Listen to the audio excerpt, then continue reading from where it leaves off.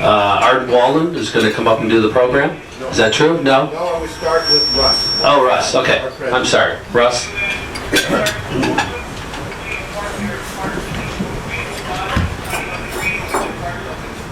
Russ Martin, President of Mission Springs Water District. Thank you. You know, some time ago when I came on board with the Water District, I happened to take a trip to a conference with Arden Wallum and Nancy Wright. And it was a 4-hour drive. And I heard everything there was to hear about water. I heard the engineering of water. I heard the geology of water. I heard the chemistry of water. I heard the engineering of water. I heard about who's who in the Coachella Valley in water, who's who in the state of California about water, who's who in Washington that supports water issues. I heard more acronyms on water issues than I would ever care to remember. And you can still identify the car that we went in because there's still claw marks in the side panel of the car where I tried to get out. See, Arden's laughing because he remembers. I do. That was funny. But what it pointed out to me was how little I knew about the water and what it takes to bring quality water to the citizens of this area. And Arden assures me that it will not be a replication of that 4-hour drive this morning. It'll be much shorter. And I'm sure you'll enjoy his presentation. So without further ado, Arden. All right, thank you.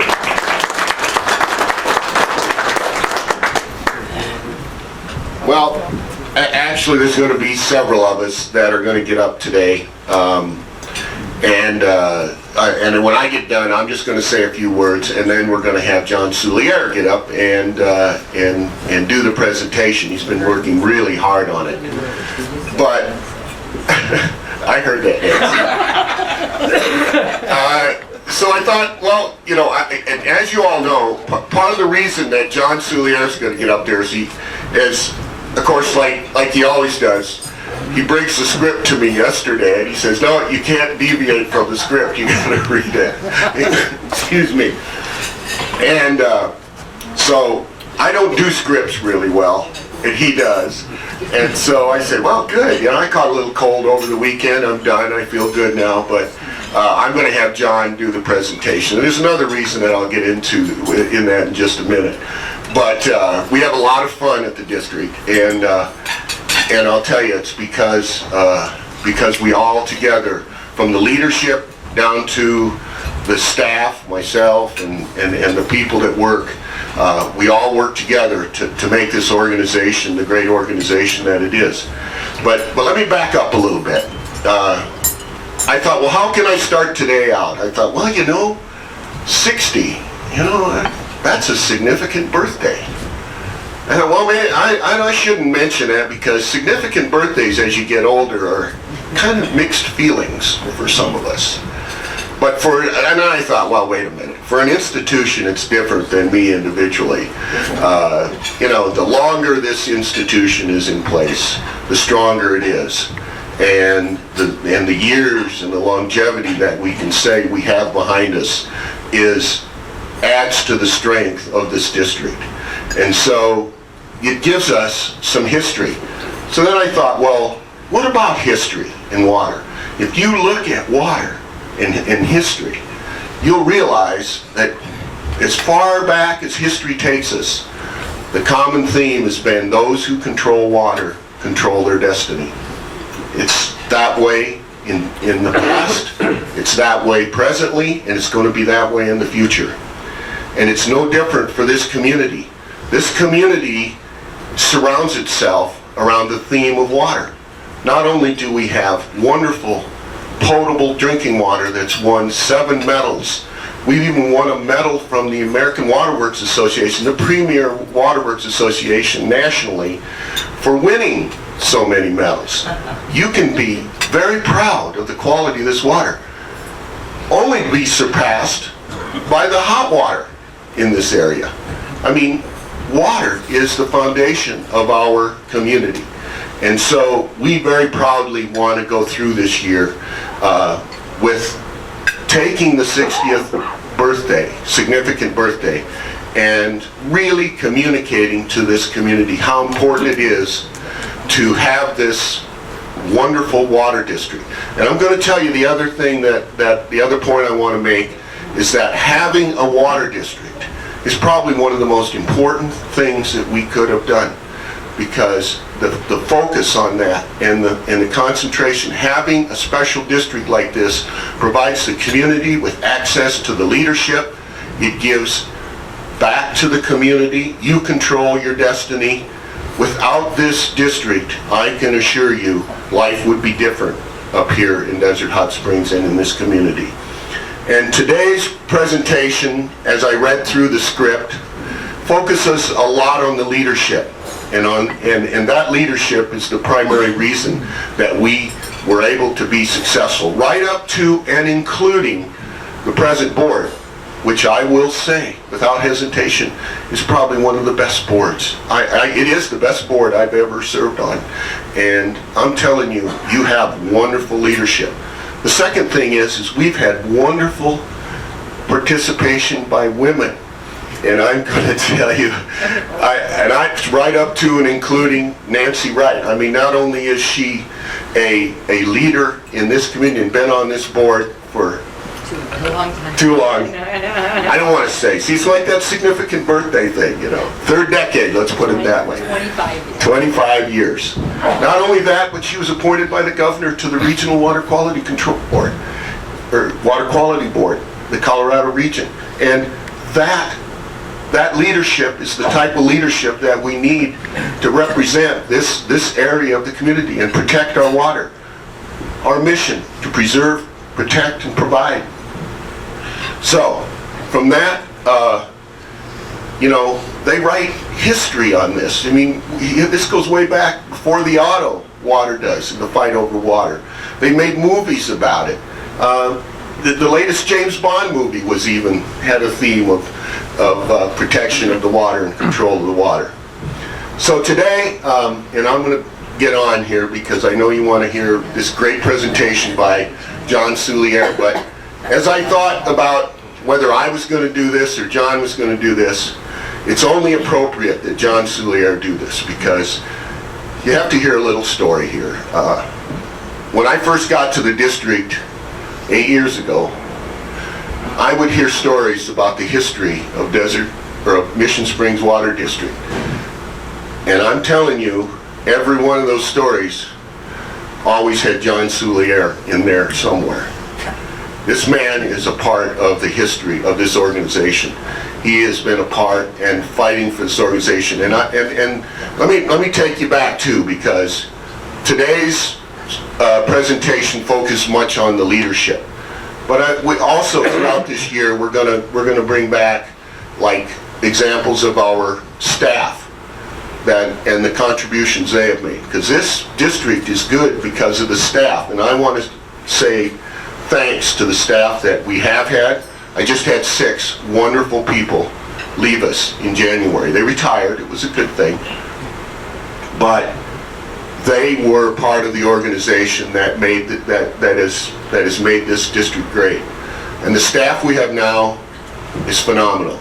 And the reason I'm saying that is that as we celebrate our 60th birthday, we also are going through history, and we're making history.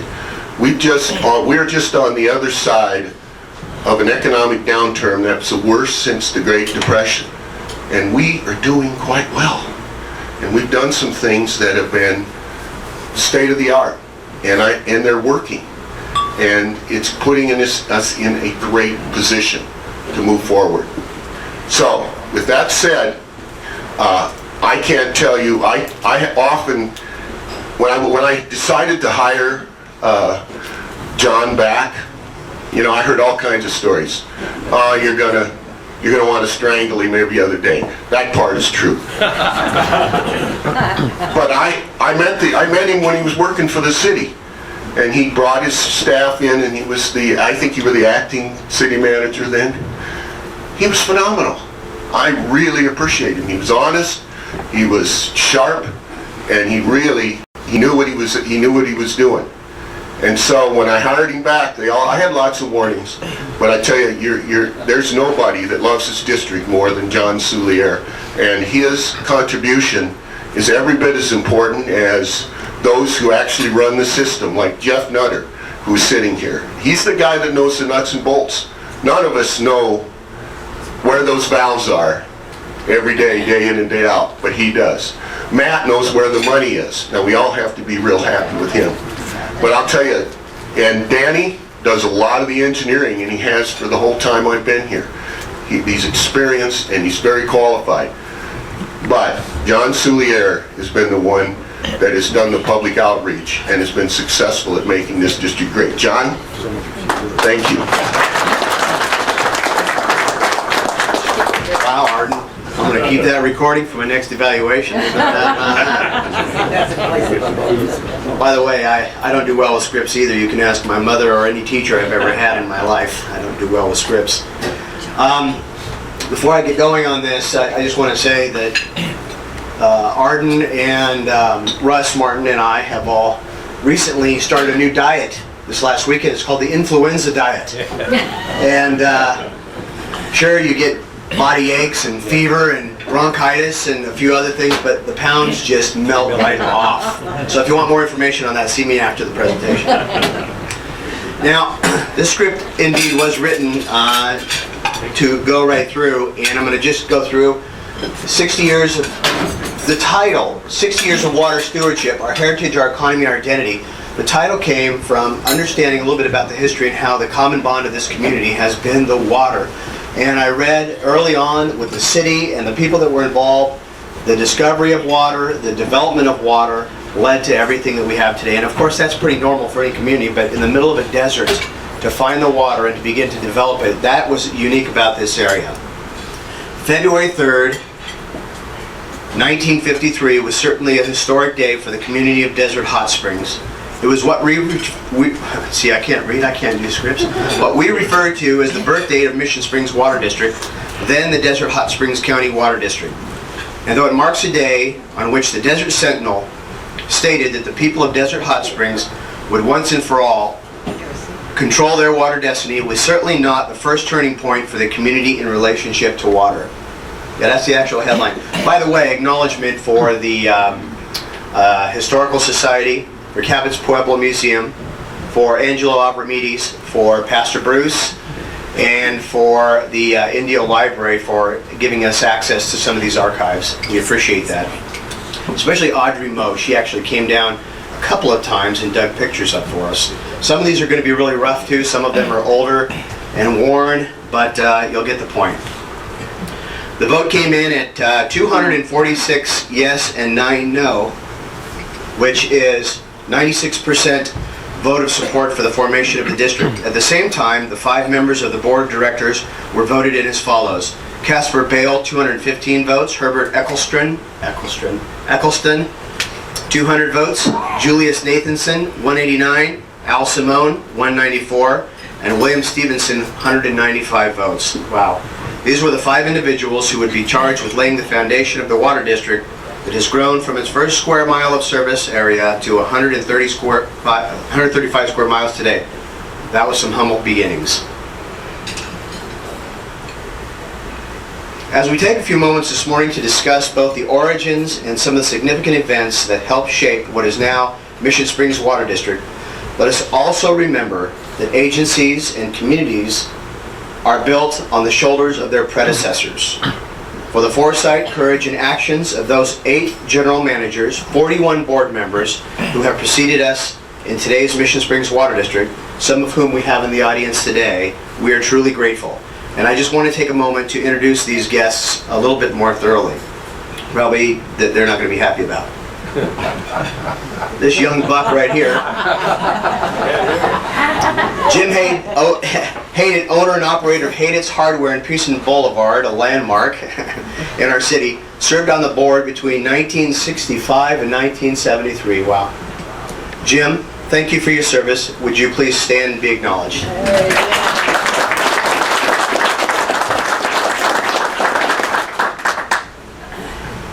Shop at Hayden's. He did not pay me.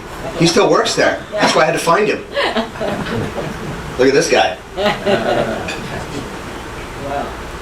Chuck Hayden Jr. is also here. Chuck served on the board during the tumultuous 1970s, which you'll hear a little bit about, between 73 and 77. Chuck recently stepped down from 26 years? 29. Wow. 29 years on the College Board of Trustees, College of the Desert. And Chuck, we want to thank you also for your service. Please stand and be acknowledged.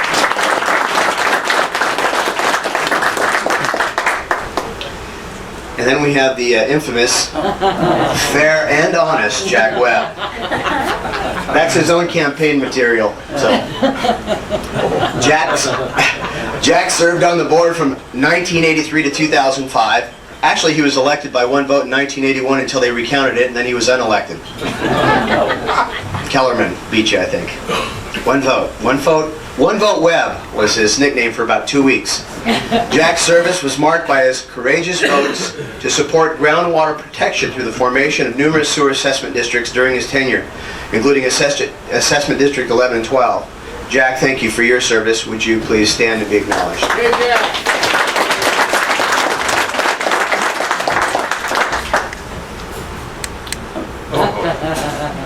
You know, when I see these pictures, I always think Randy Duncan, man of action. I just don't know why, I just think that way. A more recent board member, Randy Duncan, has also joined us today. Randy was elected in 2005 and he served one term. Randy, we also want to thank you for your service. Would you please stand and be acknowledged?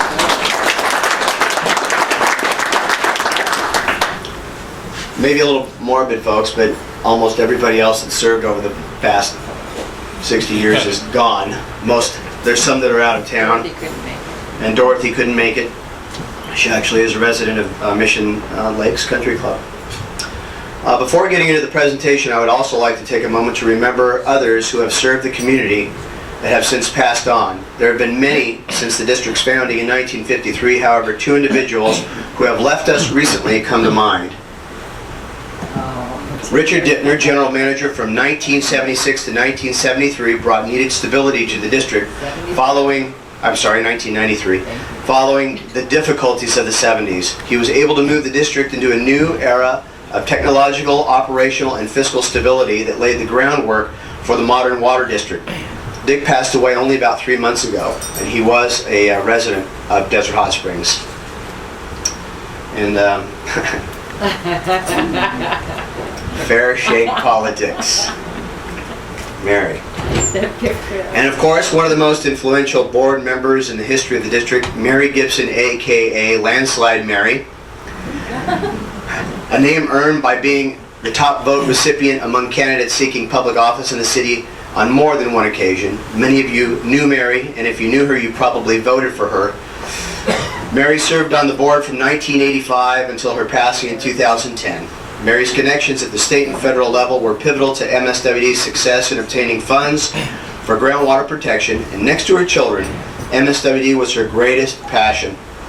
The garden on the east side of the MSWD office is dedicated as the Mary M. Gibson Garden in January 11th, or January 14th, 2011. How was that?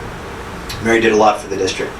Mary, Dick, and every manager, board member, and employee have contributed to what today has become somewhat of a benchmark district. We are proud and have had them serve and put their mark upon the district due to their sacrifice and service that endures to this day. I'm on medication, folks. I'm just a little high, that's all. I admit it. Now let's move into some of the history of your MSWD. Now, though some may disagree about who the father of the community of Desert Hot Springs and the Water District is, few would argue that the first meeting between the old pioneer, Cabot Yerxa, and the businessman, L.W. Coffey, was pivotal to the development of our community. It is also true that there were numerous homesteaders, as well as Cahuilla Indians, that preceded the arrival of Cabot Yerxa at the Garnett train station in 1913. However, the impact of Yerxa's passion and Coffey's vision, tenacity, and love for the region has forever imprinted the character of Desert Hot Springs. As reported in the book published by Cabot's Pueblo Museum Foundation, there's a plug right there, the story of Cabot Yerxa and his Pueblo, Cabot and his friend, the writer Bob Carr,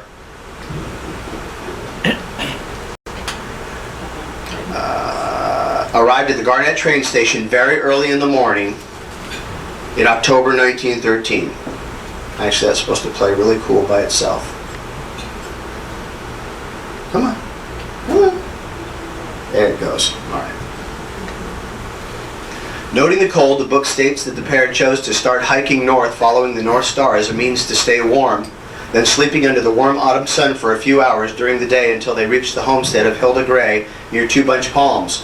After establishing his homestead on Miracle Hill, the naming of which we will discuss later, Cabot began to perform his weekly treks back and forth from the train station for water.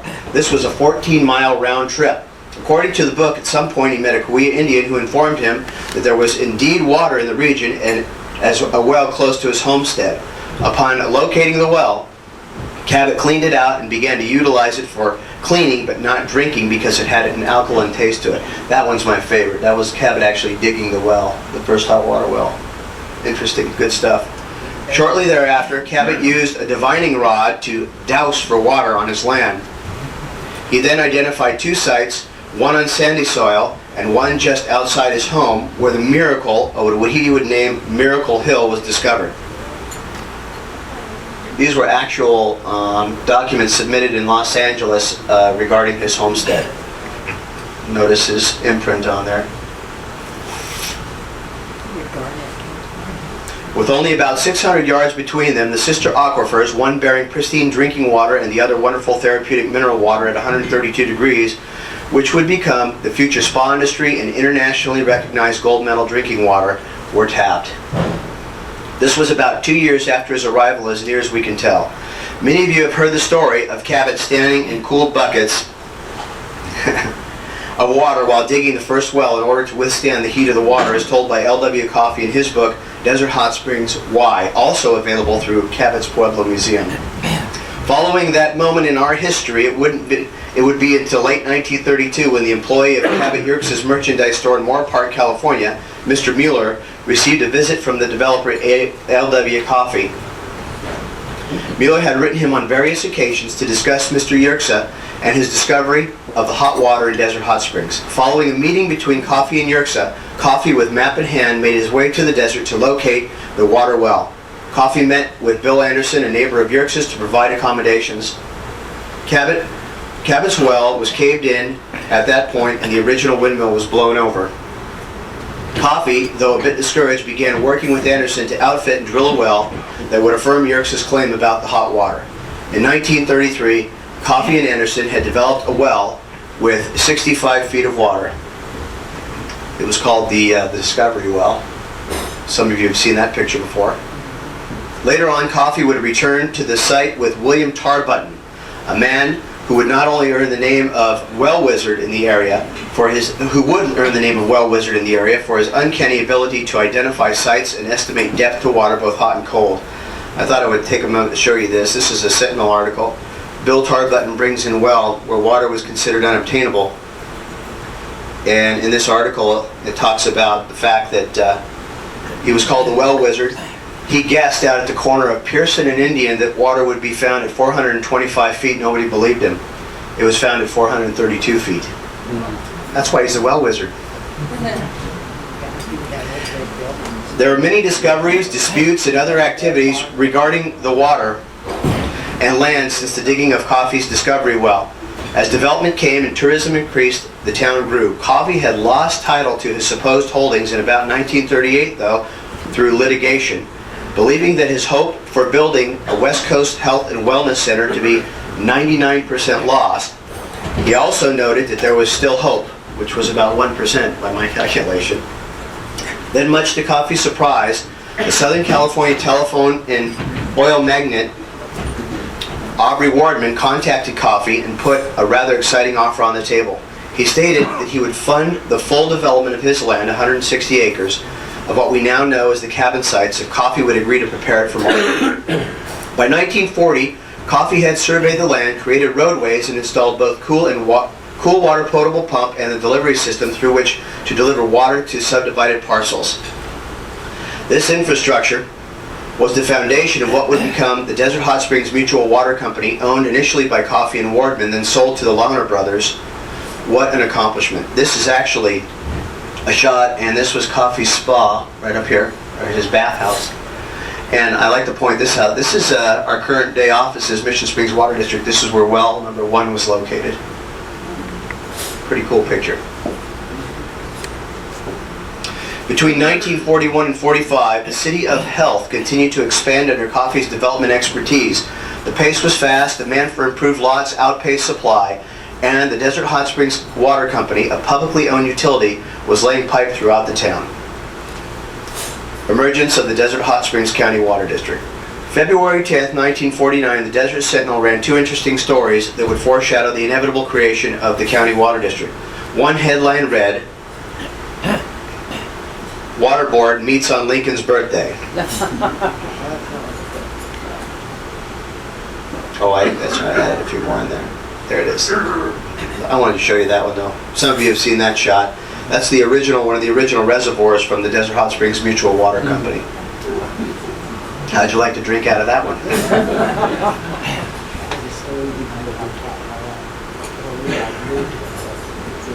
The story states that the newly elected Water Board, elected by shareholders of the water company, is working as a committee of the people. The Sentinel went on to explain what it meant by this. The board was apparently investigating every avenue leading to lower water rates, and apparently some things never change. Take notice the next headline to the story, "Abundant water supply proven," just below it. Interestingly, this story talks about the amount of water available as a precedent for lower water rates due to abundant supply. The story states further that the current pricing of the water company in comparison to the abundant supply, listen to this, stands as one of the greatest injustices known to man. People didn't write that way the way they do today. There's a lot of interesting writing. This idea, of course, is the antithesis of the conservation-driven water pricing that is required in our state today. The conflict continued throughout the 40s and finally came to a head in 1952 when the water company requested an 80% increase from the Public Utilities Commission. The community had had enough, and the Chamber of Commerce around since I believe 1948 actually. The Chamber of Commerce appointed a water committee in August 1952 to, quote, investigate and give report. It was known as, this is very creative, the Chamber of Commerce Water Committee. Talk of forming a county water district was published in the Sentinel in the same month. At the time, the price of water was $2.50 for 500 cubic feet and 50 cents for every 100 cubic feet over 500 cubic feet. By the way, that was the price, 50 cents for every over 500 cubic feet back in 2009. Right, Matt? 2009, it was still that price. Wow. Tier 1. We're talking from 1952. The increase was proposed at $3.60 for 400 cubic feet and 80 cents for each 100 cubic feet over that. On October of 1952, the rate issue boiled over and the Sentinel headline read, "For lower water rates, putting water in control of the village." Signed at the Sentinel and CFC offices. A petition drive would put the issue of forming the water district on the ballot in February of 1953. At the same time, the committee petitioned the Public Utilities Commission to delay the hearing and proposed rate hike, which was granted. Another notable day was when the notice of filing to form the Desert Hot Springs County Water District was published. It occurred on November 24th, 1952, and the hearing before the Board of Supervisors was set for Monday, December 8th at 10 a.m. The Sentinel, not at all shy about its position on the issue, encouraged attendance by as many as possible. I have to say, just take a moment, when I read the archives, the Sentinel started in 1941, and I have to tell you, we really missed that paper. The history of this area covered in that paper is phenomenal. I found the archives, except for 1986, at the Indio Library. If you're ever interested, you can go down there and look at the microfiche. Though the process of scanning microfiche from Indio Library makes you want to pull your hair right out of your head. Upon approval of the formation by the county, only 2 things were required to bring the vision of a county water district to fruition. 1, the vote of the people, and 2, the willingness to bond for the amount of indebtedness owed by the Desert Hot Springs Water Company on the system. The January 29th, 1953 edition of the Sentinel read, Tuesday, February 3rd, Water District Election. The date was set by the county clerk, and the story stated that the forming of the county water district is the first step toward lower water rates and control of ownership of the water supply and equipment by the town. 5 water directors will be elected at the same election. The paper went on to promote a yes vote as a means of saving the people a large amount of money. It was on that fateful day in 1953 that 246 out of 255 votes cast went in favor of forming the district, the Desert Hot Springs County Water District. In doing so, the people of what would become the city of Desert Hot Springs only a decade later determined that direct governance of the district was the only reasonable way to control costs and provide for the growing community. Now that the government body for managing the water was established, the next step would be the public vote to finance the county water district. Meanwhile, Dewey Carson, a former employee of the Mutual Water District, was chosen as the first general manager and superintendent of the district. He served off and on in this role between 1953 and 1965, twice as an interim general manager. His knowledge of the system made him the perfect man for the job. As stated by Don Coleman in his 40-year chronology of MSWD, he was most at home working on the system. Carson passed away in 1966. In April 3rd, 1953 edition of the Sentinel, the headline read, "Bond issue to finance water district, set election last of May." Again, the Sentinel did not shy away from taking a strong position on the issue and encouraged the town to show up and vote yes on the measure. April 30th headline read, besides MacArthur, I thought that was interesting, "MacArthur gives another prescription for winning Korean War. Will it be ignored?" Isn't that, boy, you just find stuff. April 30th read, $157,500 price set for Desert Hot Springs Water District, or water company. The proposed new water rates would be set at $360. It would provide 400 cubic feet of water. The next 600 cubic feet would be $360 for a total of $720. There would be an additional assessment of $8 per year for the average home to pay the debt owed by the existing water company. On June 4th, 1953, the headline read, "Vote of confidence for bond issue, 26 yes, 16 no."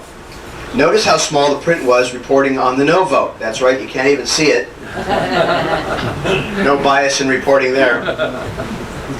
The bonds were sold shortly thereafter. The purchase of the water company was complete in November 1953. The operations of the water district were in full swing.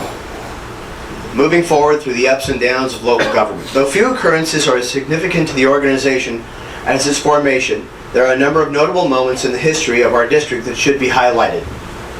As recorded in MSWD's first 40 years chronology, from its infancy in 1953, a fledgling district covering a square mile with its small water distribution facility, the Desert Hot Springs County Water District expanded its boundaries to a mid-70s figure of 133 square miles. That right now is 135 square miles. The first 20 years of the district saw phenomenal expansion of the system. A report filed by the general manager at the time, Austin Finch, in October of 1958 basically said that everything from assets to the amount of pipeline had doubled in just 5 years. The real fireworks for the board that would carry into the coming decades, however, started in 1954 with the proposal of sewers. There is no doubt that of all issues, water rates included, sewers have by far produced the most strife in the community as it pertains to the water district. Petitioned by the Chamber of Commerce, there they are again, huh? Sewerage Committee this time. The board soon found that sewers would be a hot-button topic for years to come. Even after indefinitely tabling the question at its December 1954 meeting, the board was approached on numerous occasions between 59 and 64. In December of 64, the board finally acquiesced to the CFC and commissioned preliminary studies about installing 74 miles of sewer. In 1969, a committee of water district comprised of the district and the city decided that it was time to undertake steps to place the sewer question on to the electorate on a ballot. The measure failed by 2/3 vote, but the board undaunted continued to seek ways of developing modern sewers for the growing community. Finally, in March of 1971, Improvement District S was formed, S for sewer, with funding received from the federal and state government. First interceptors were laid from Hacienda to the treatment plant site and were constructed at that time. The first assessment district, AD1, was successfully formed in 1972. The original treatment plant.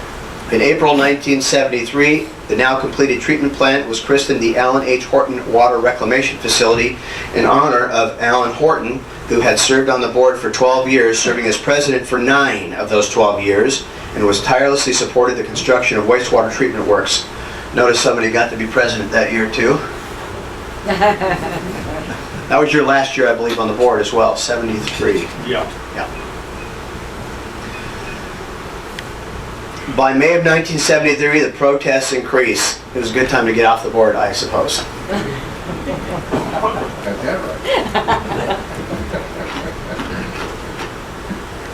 The May 17th Sentinel stated 10% protest petitions against sewers. Over 400 people, according to the Sentinel, packed the community at Wardman Park for a public hearing on 82. You know, you can always tell the water district guy.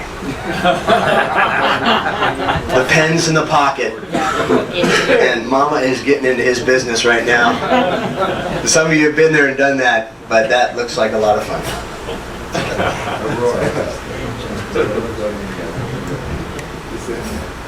By May of 73, the protests increased, and the 10% protest, the community center was packed, and the Sentinel reported further that on June 21st, 1973, that 82 sewer plant was defeated with a 45.1% protest. The protest hearing did, however, leave one ray of hope for the expansion of the collection system. Numerous owners said they would be interested if the government would assist them in building the sewers. In April 1974, the edition of the Sentinel, new opportunity appeared for the Desert Hot Springs community. The headline read, FHA could finance sewer system. The opportunity for low interest loans spread for 25 years rather than 10 as previously proposed was something manager Elvin Todd thought may win approval of the district. But talk of the sewer added more fuel to the fire, and residents shot off letters to the editor by the dozens on both sides of the issue. First talk of recall. Look at this, the letters. I have to read this one to you. Slave masters, favors replacing water boards, you protest progress, but listen to the writing on this. To the editor, do we need to destroy with progress this little Desert Hot Springs hellhole, which sometimes seems like God's presence? Who writes like that?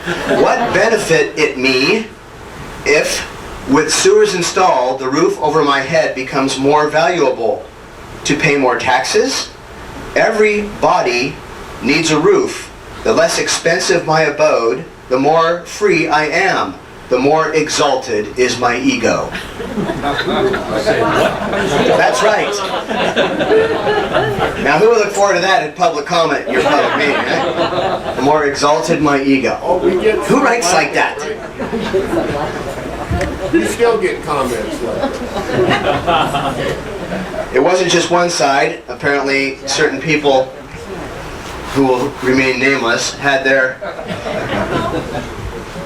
writing too. It states, in your final analysis, to the residents of Desert Hot Springs County Water District, in your final analysis of the above, please keep in mind that every great civilization who did not make provision to dispose of their wastes died because of that contamination. Signed, Jack Cliff Block and Charles N. Jr. I didn't write it. There's no threat. No threat. Sewer or die. That'll be our next campaign. Sewer or die. No, I'm getting lost now. I'm just having too much fun. That'll help us move forward. Actually, during the recall, December 1975, the Sentinel headline stated, Water Board gains support. It started with Mrs. Arthur George, who stated, we are not an official group. Neighbors didn't want members of the board of directors of their water district recalled. The movement began to pick up steam, and an official anti-recall petition was circulated. The task, however, would be formidable. The group had 50 days, only 50 days, to get 50% plus one of registered voters to sign a petition in order to turn back the recall election. And this is what started it all. There was a majority protest. Over 52% said no to the sewers for 82 at the time.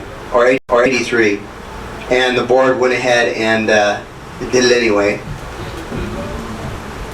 The press enterprise stated that the recall had started, and the three that weren't named were these two guys, Humberto Lopez and Dennis Thorson, who were running that year, so they didn't put them as part of the recall because they figured they'd knock them out of office in November.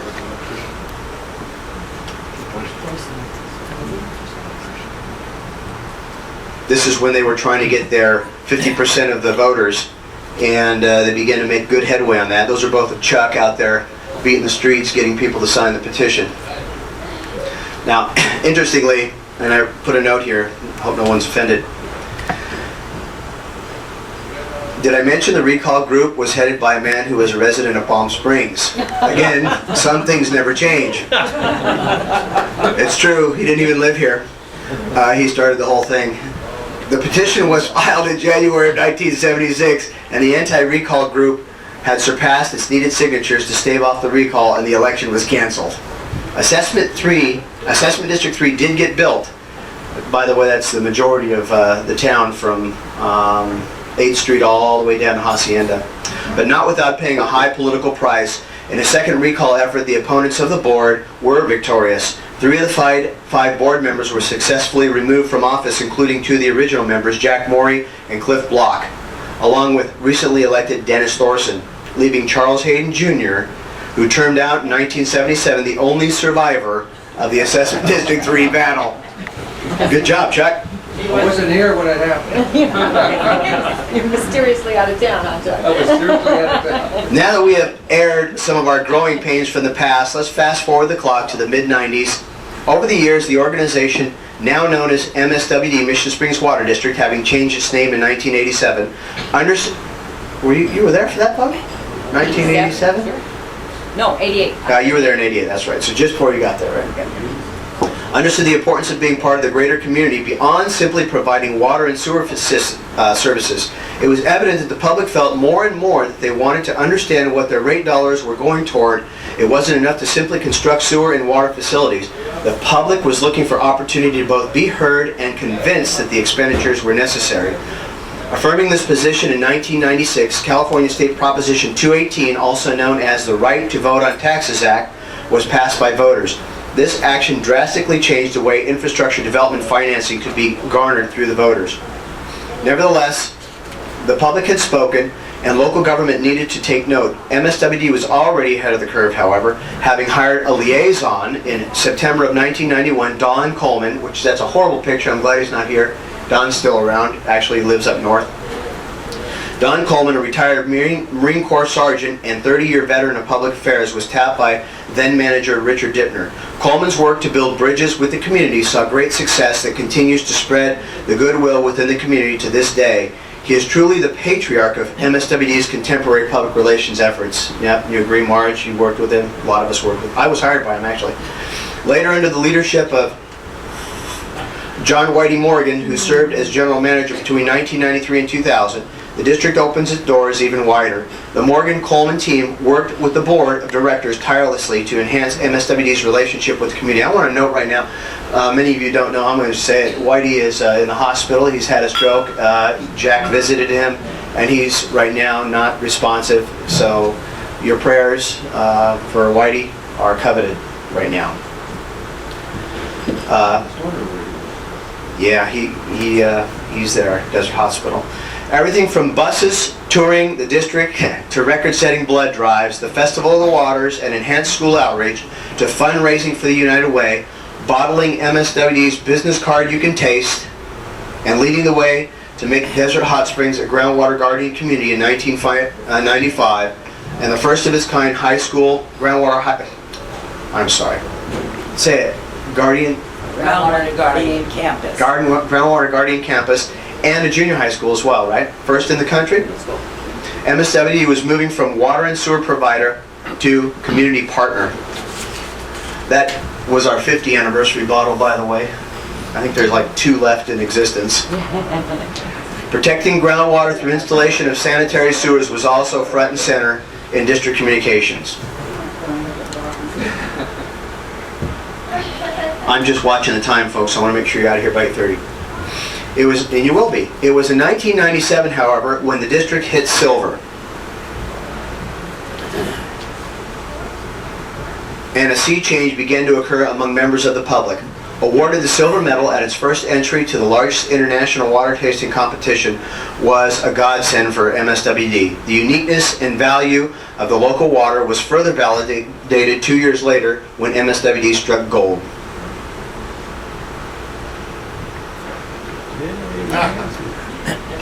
Since that first medal in 1997, Mission Springs Water District has received more awards from this competition than any other municipal provider in the world.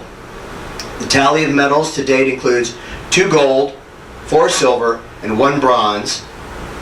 In response to this phenomenal recognition, the American Water Works Association in 2010 recognized MSWD as the most awarded municipal provider in the 20-year history of the competition. This feat has served to highlight the need to protect this treasured resource. To further solidify its intentions to protect groundwater, MSWD got involved with the California State Legislature in 1998. A bill, SB 1850, I wanted to show you that. This is no small thing. This water tasting competition is huge. Look at that. That's for the bottled water. Comes from all over the planet. In 1998, a bill, SB 1852, carried by then California Senator Dave Kelly, was adopted, which would minimize the impact of septic tanks in developing areas of the city, as well as properties which abutted existing sewers but were not hooked up. By this time, MSWD has successfully hooked up over 400 parcels remaining from the tumultuous AD3 area through the Make the Connection program. The first sewer hookup, Mac Lyons, former president. These folks were first to hook up from that Make the Connection program back in the 90s. And so it was. In the year 2000, MSWD decided to tempt fate and once again seek community support to form an assessment district as a means of groundwater quality preservation. After surveying the community through numerous meetings and communications, a price was set for the election under the new Prop 218 rules. By this point, MSWD was very aware that many property owners in the Desert Hot Springs area were not able to pay 100% of the costs of constructing sewer. The plan was simple. MSWD's message was, you give us your vote on a portion and we'll go find the rest. AD 11, the first sewer AD formed since the mid-80s, and part of the sewer master plan that included all unsewered areas of the city, was passed by over 2/3 vote, 68%, a welcome change from the tumultuous sewer proposals in past years. In the following 3 years, MSWD significantly enhanced its efforts at both the state and federal levels to find funds for protecting its precious groundwater. The AD 11 project, valued at $11.3 million, was completed by, and I was going to ask you, Danny, when did we finish construction on AD 11? 2005. 2005, with about 60% of the funding coming from state and federal grants. With the feather of a successful assessment district in its cap, MSWD board decided that the time had come for the remaining unsewered areas of the district. Through significant public outreach, including a half-hour television program, that was fun, shown numerous times throughout the week in countless community meetings, the district again identified the price that the community would be willing to pay to support groundwater protection. Oh, that was the AD 11 right there. You know, going through this too causes me to remember how much we miss Buzz Gamble. Yes. His art, his insight, his ability to capture thousands of words in one cartoon. Irreplaceable.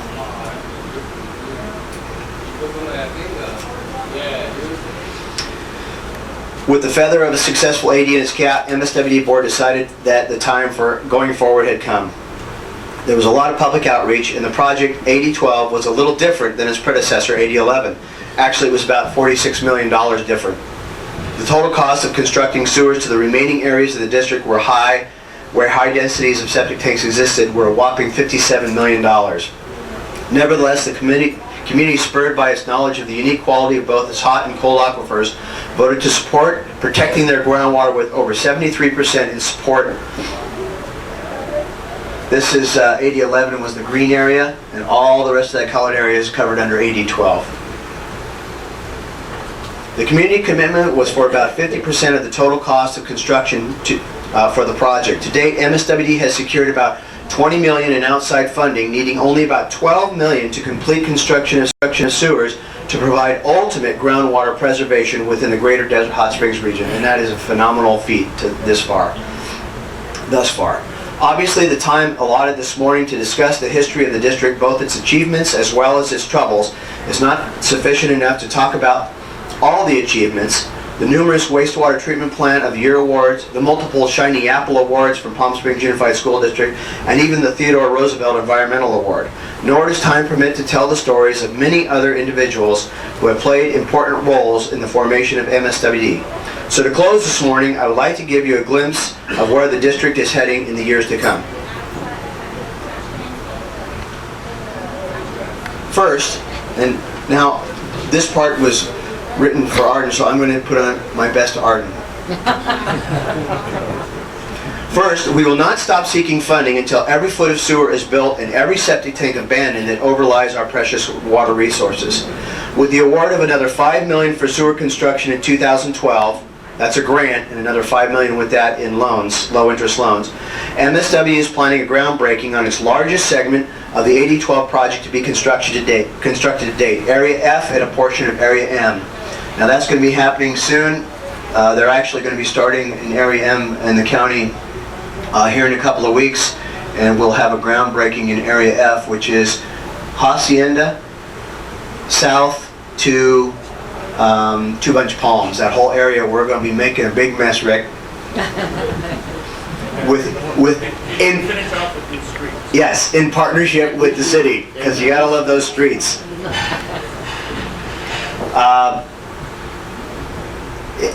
Let's see, MSWD is planning a groundbreaking in its large, okay, said that. MSWD has long been aware of the need to secure water supply reliability. This has caused some very uncomfortable yet necessary discussions with our neighboring districts. Desert Water Agency, who is also our state water contractor, and Coachella Valley Water District, which abuts MSWD to the south and east, also a state water contractor. We are coming to a close on a court-ordered plan that will ensure a better understanding of the effects of imported water into our subbasin, as well as secure deliveries of water that will meet current and future demand. This has not been an easy task, but your water district has endeavored to represent its ratepayers with tenacity and courage. And I wanted to make sure, this was back when there was no recharge ponds, and Buzz caught it. We were begging, we got a drop of water. You know, it's very highly charged.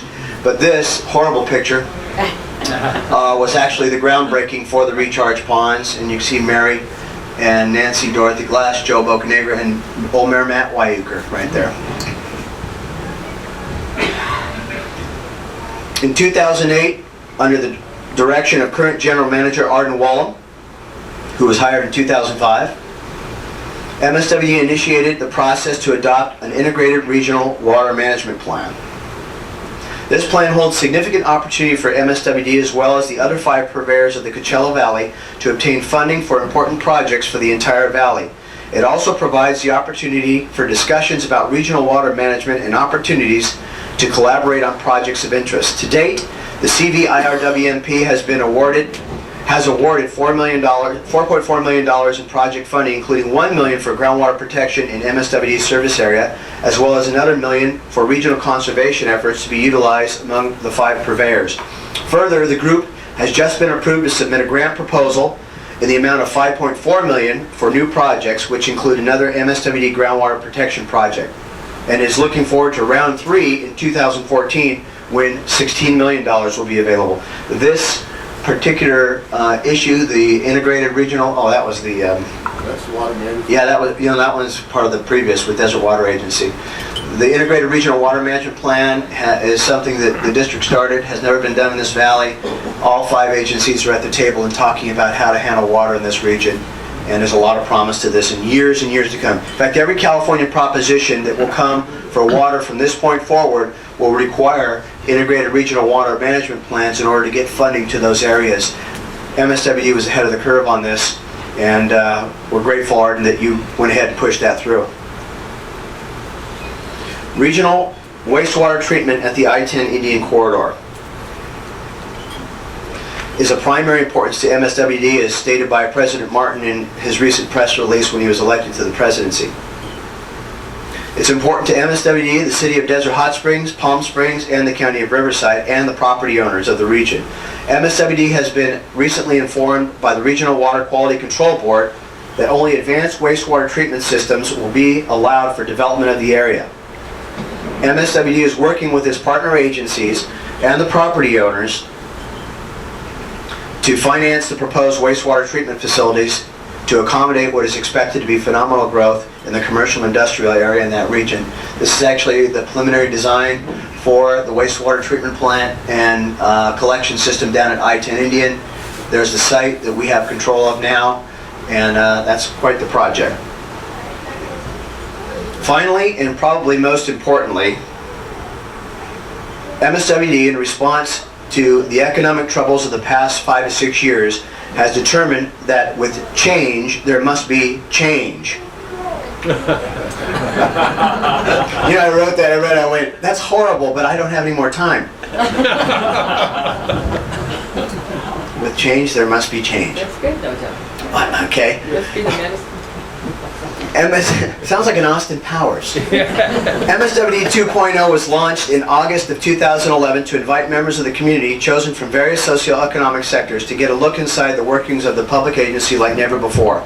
The challenge to the committee was to listen, ask bold questions, and respond with candor to the MSWD team in order to assist it in navigating its way into the new economy. The MSWD 2.0 Financial Master Plan is now in draft form and awaiting final changes before meeting with the committee once again.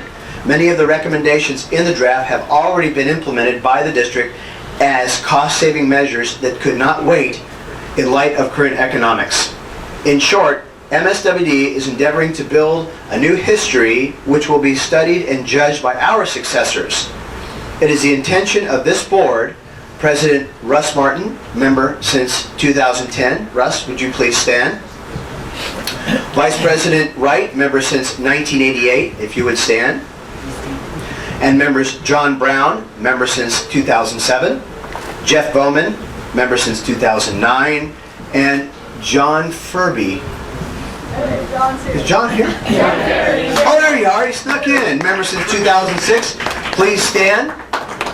And the staff, if you guys would stand. It is up to them to leave a legacy of fiscal stability and operational excellence for a coming generation. Go ahead and let's acknowledge them. Thank you.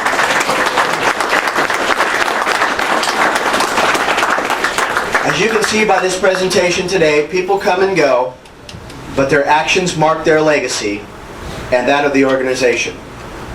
With that, I would like to reiterate that for all who live, work, and play in Desert Hot Springs, it is the water that is our common heritage, the basis of our economy, and most certainly our identity.